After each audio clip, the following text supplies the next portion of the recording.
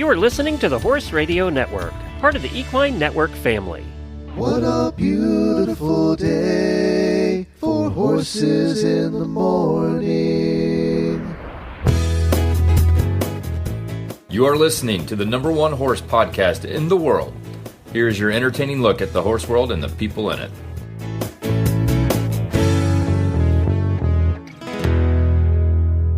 Good morning, and I am Glenn the Geek from Ocala, Florida, and you're listening to Horses in the Morning on the Horse Radio Network for Friday, December 26th, 2025. This is episode 3849, brought to you by Kentucky Performance Products.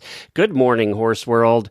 Well, we hope you had a great Christmas with your ponies and your families, too. As you know, Jamie and I are out on our annual holiday break. We'll be back on January the 5th.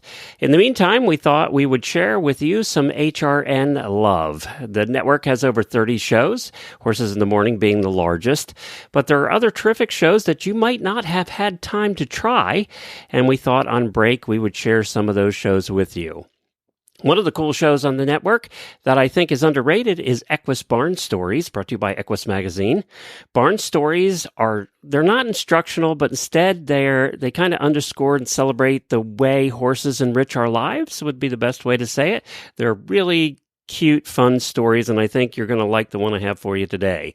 In this episode, the Christmas spirit arrives at a frigid Pennsylvania racetrack. I grew up in Pennsylvania. Been to a racetrack or two in the wintertime. It's frigid. And this is delivered by a plucky claiming horse. I think you're going to like this story and the way it's told. We'll get to it right after this word from Kentucky Performance Products. She had waited all her life for this moment, dreaming about it since she was 10 years old. The trailer ramp touched the ground. He whinnied as she backed him out, swinging his head around to get a good look at his new home. His coat gleamed in the sun. Her love had arrived. She was breathless. He was beautiful. She could hardly wait to tack him up and start off on what she was sure would be the best times of her life.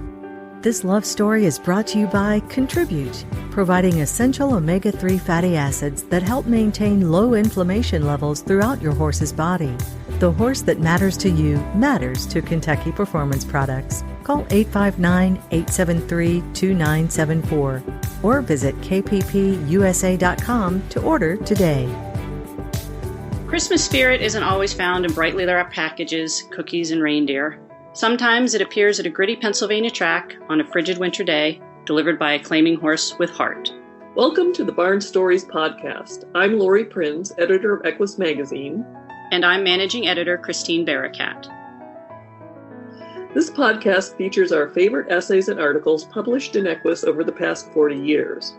Although Equus is known for articles on horse care and veterinary research, our editorial mission has always been guided by the bond that exists between horses and people.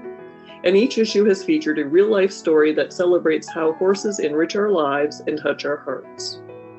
We've searched our archives, chosen the stories that resonated with our readers, and given them new life in this audio format. Longtime subscribers may recognize some of their favorite pieces. And if you're new to the Equus community, these stories will confirm that no matter what sort of saddle you sit in, a deep emotional connection to horses is something we all share. The story in this episode is as heartwarming as any Hallmark Christmas movie, but it's also better than any Hallmark Christmas movie. Instead of a cliché plot about a big city lawyer who returns to her hometown to open a bakery, it features a claiming horse, a plucky jockey, and a sweet little boy who wants to go home for Christmas. I've read the story dozens of times over the years, and it always makes me smile. This story has always been one of my favorites. It could become a holiday classic like the movie It's a Wonderful Life, destined to be listened to every year because it reminds us that there is good in the world and that horses have a special way of bringing us together. But instead of Clarence the guardian angel, we get Colbay, the guardian claiming horse. It also has a similar theme of community pulling together when someone needs a hand. That's something horse people do year-round, but it's particularly poignant when it happens at Christmas time. So grab yourself something warm to drink, settle in, and enjoy this soon-to-be holiday classic, Home for Christmas, written by Jan Jacian Cross and read by Taylor Autumn. It was some kind of cosmic thing that took me there. I certainly did not go for the money or the atmosphere. Pocono Downs in late November was, in fact, quite depressing. The temperatures averaged about 25 degrees by post time for the first race each evening. Plus, there was a nice, comfortable job waiting for me in Florida for the winter months. A leading New York trainer had offered me a position as an assistant trainer and exercise writer. It was a job I had prayed for. I finally had fallen on my head enough times to realize that my waning career as a jockey was becoming more dangerous than lucrative. I would have gone straight to Florida and strolled the sunny, blessed beaches for a few weeks while I waited for the New York outfit if I hadn't gotten sidetracked by two of my best friends. Russ and Jackie were a hard-working young couple, and I had won a few races on their cheaper horses at a Philadelphia track. They were headed to Florida too, but first, they were going to ship part of their stable to Pocono Downs in Wilkes-Barre, Pennsylvania, to win some races and lose some of their cheap claimers, horses who compete in races in which all entries are for sale at a specified price. Somehow, they convinced me that I should accompany them. We were staying only a few weeks, they told me, and we would win lots of races. I packed half-heartedly. We arrived one afternoon, 1 week before Thanksgiving. The roads were becoming slick from the falling sleet. Our little caravan slid through the stable gate and down a hill that bottomed out at our assigned barn. My little car had no snow tires. If it had, I probably would have made a quick U-turn and headed south, but there was no way my car was going to make it back up that hill. We unloaded the horses from the van and headed for the little apartment that we would share for the next 3 weeks, sipping hot chocolate laced with whiskey and dreaming of the big bets we would cash. I made a pact with myself not to ride for any trainer at the Pocono Downs but Russ. There was that job waiting for me in Florida, and I did not want to risk getting on horses I did not know for trainers I did not know. But pacts are made to be broken. Stabled next to Russ and Jackie's string at Barn T was an odd sort of outfit. The Boyd Racing Stable had traveled to Pocono Downs from a little track out west.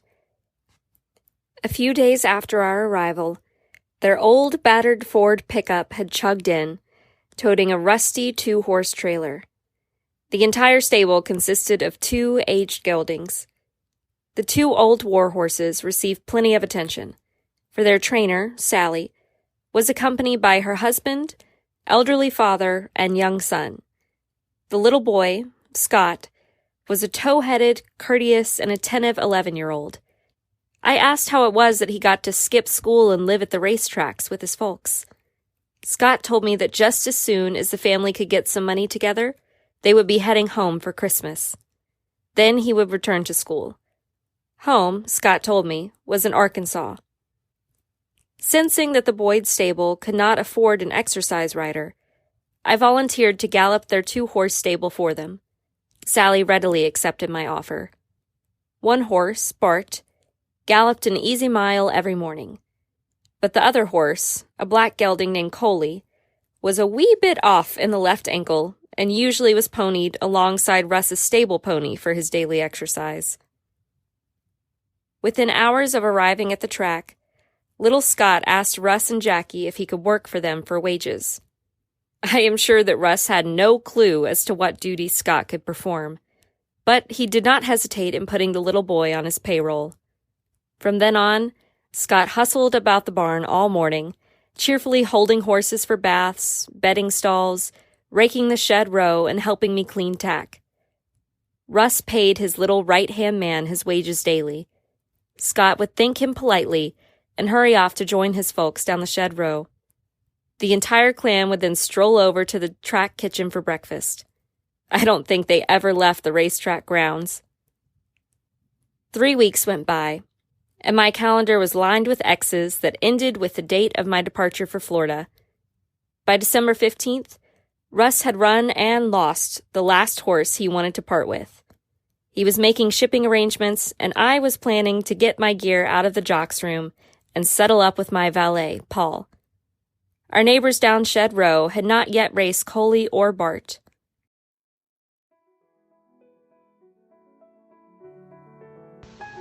And now a quick break for a word from our episode sponsors. This episode is sponsored by Nutramax.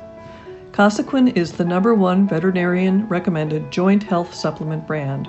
With Cosequin Original, Cosequin Optimized with MSM, Cosequin ASU, and Cosequin ASU Plus, there's a formula suited for all horses at any stage of life. Our $10 rebate on ASU and ASU Plus large tubs gives you back an extra $10 on our most advanced formulas. Learn more at CosequinEquine.com. When performance matters, choose Cosequin. On the 16th, I went to the jock's room after morning workouts to retrieve my belongings. But when I requested my tack, Paul gave me a look of consternation. "You can't leave," he said. "You have a mount tonight in the 9th race." He pulled a folded list of the day's entries from his back pocket and passed it to me. He was right. I was named on Cole Bay in the 9th. I asked Paul if he had seen the form on Coley. "Uh-huh. If this horse wins tonight, there really are snowmen in hell," he replied. "Gonna take off?" I nearly let the word yes slip through my badly chapped lips when I caught sight of something out of the corner of my eye. It was little Scott. The racetrack cherub had come dashing out of the racing secretary's office with the entry list in his hand. He was jumping up and down like a young antelope as he raced back to the barn area. "No," I said. "I guess I am riding tonight." That evening, before dinner, I borrowed Russ's daily racing form to study Cole Bay's past performances. He had not seen a winner's circle since he was 7, and he would be 9 years old in a few short weeks. The chart writer had summed up Coley's last 3 efforts as dull, outdistanced, and tired early. These performances had been in cheap claiming races. Tonight, Coley was entered in an allowance race, a higher level of competition. At 6:30, I went to the jock's room to await my last ride at Pocono Downs. God, it was cold out. As I donned my riding garb, I thought to myself that riding a 60-1 shot on a night of freezing temperatures was not a terrific way to end one's racing career. Such was fate. When the call went round the jock's room for the 9th race weigh-in, my valet informed me that it was 10 degrees outside. I put on an extra heavy turtleneck shirt after weigh-in and stuck my gloves and boots into the sauna for last-minute toasting before venturing out. In the paddock, my teeth chattered as Sally told me that Coley was a cold-weather horse. The old gelding did look good. His coat was thick and shiny. His large hazel eyes were bright with anticipation. I glanced over at our competition. One horse stood out. The betting favorite, Fast Exit, had just shipped in from New Jersey, but I knew him well. I had ridden Fast Exit when he won his first race a couple of years before at a Jersey short track. With that race, I lost my bug, the weight allowance given to apprentice riders until they chalk up a certain number of victories, and the trainer I was riding for promptly fired me. Another memorable day in my career. The same trainer still saddled Fast Exit, and I waved stiffly at him as he met my stare. Suddenly, Coley and I had a mission. We had to beat Fast Exit, for old time's sake. When the gates opened, Coley shot out like a bolt of black lightning. We easily took the lead, with Fast Exit alongside. My old Coley was running like a fine-tuned sports car. In fact, Fast Exit seemed to be having trouble keeping up. I signaled to Coley, and we easily left the favorite in the dust. From the quarter pole to the wire, we galloped along, just me and Cole Bay. At the 8th pole, I started grinning and posing. To the wire, we coasted 4 lengths ahead of the favorite. Coley pulled up kindly and galloped back to the winner's circle like a gentleman. He was my hero, and I patted his glistening neck tenderly as we posed for a picture. Sally, her husband, her father, and little Scott were surprisingly calm during our brief victory ceremony. "We knew he could do it," Scott declared. I thanked them all for the most memorable ride. The next morning, I went to the stables at 8. I was packed and ready to head to Florida.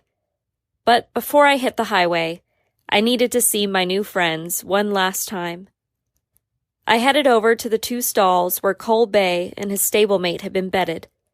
But the stalls were empty. I was quite upset to find the Boyd stable gone without notice. Russ walked down the shed row and stood by my side as I stared misty-eyed at Cole Bay's empty stall. They were already gone when I got here this morning.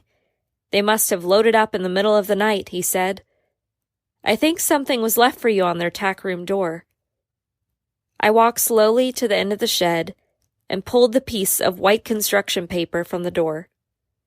On it was a crayon drawing depicting a huge black horse in a winner's circle. His jockey had been given a large red nose like that of Rudolph the Red-Nosed Reindeer, and a family of 4 was grouped at the horse's head. I smiled as I read the neatly hand-printed caption at the bottom of the picture. Cole Bay, winner. We are going home for Christmas. And in smaller letters, thanks, Jan. We love you. It was signed by Scott. Only then did I realize why I had come to Pocono Downs. Thanks for listening to Barn Stories. We hope you enjoyed this episode. If you have a favorite article or essay from the Equus archives that you'd like us to feature in a future podcast, let us know. You can reach us at Equus Barn Stories, all one word, @gmail.com. The Barn Stories podcast is a production of the Equine Podcast Network, an entity of the Equine Network. Well, I hope you enjoyed that story. Thank you for tuning in today. We really appreciate it. You can find Equus Barn Stories by searching Equus Barn Stories on any podcast player. Have a great weekend, everybody. We'll have more fun for you next week.